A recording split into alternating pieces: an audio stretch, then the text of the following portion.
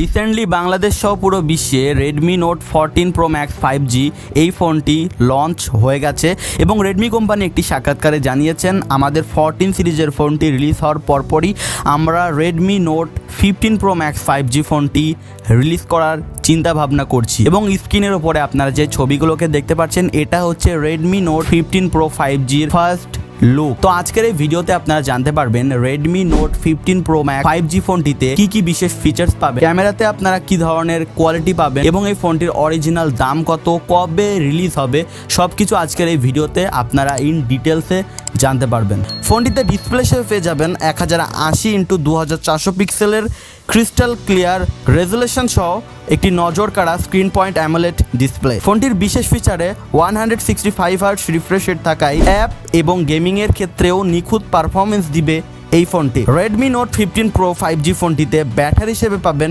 বিশাল চমক। এর 8000 ampere jumbo battery নিশ্চিত করে যে আপনি ঘন ঘন চার্জ দেওয়া ছাড়াই সারাদিন ফোনটি হ্যাভি ইউজ করতে পারবেন। আরও এক্সক্লুসিভ একটি ফিচার হচ্ছে ফোনটির 150 ওয়াট ফাস্ট চার্জিং সিস্টেম, যেটার কারণে ফোনটি খুব দ্রুত সময়ে আপনি চার্জ দিতে পারবেন। তাছাড়া থাকছে 12GB পর্যন্ত র্যাম এবং 512GB স্টোরেজ সহ আপনার সমস্ত অ্যাপ, ফটো এবং ভিডিওর জন্য আপনার কাছে প্রচুর জায়গা থাকবে। তো চলুন এবার জেনে আসি রেডমি 15 সিরিজের ক্যামেরায় কি চমক থাকছে। মেইন ক্যামেরা পেয়ে যাবেন 200 মেগাপিক্সেল এবং ফ্রন্ট ক্যামেরা পেয়ে যাবেন 32 মেগাপিক্সেল এবং এই ফোনটি দিয়ে সর্বোচ্চ ভিডিও রেকর্ড করতে পারবেন 4K এবং 8K আলট্রা HD রেজুলেশনে। সত্যিই ভাবা যায় না অন্যান্য ফোনের তুলনায় এত কম বাজেটে এত ভালো কিছু আপনারা রেডমির এই নতুন ডিভাইসটিতে পেয়ে যাবেন। চলুন সবশেষে আমরা এটা জেনে আসি ফোনটি বাংলাদেশ অথবা ইন্ডিয়াতে কবে রিলিজ হবে এবং ফোনটির অরিজিনাল দাম কত। ফোনটি রিলিজ হবে আপনারা প্রত্যেকে জানেন